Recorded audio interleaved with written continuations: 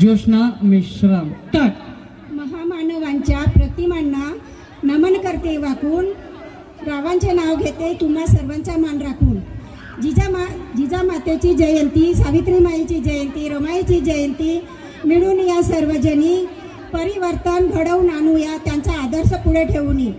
कुंदा मोगऱ्याची गुंफी ते केसाला वेणी, राव राहता सदैव माझ्या मणी.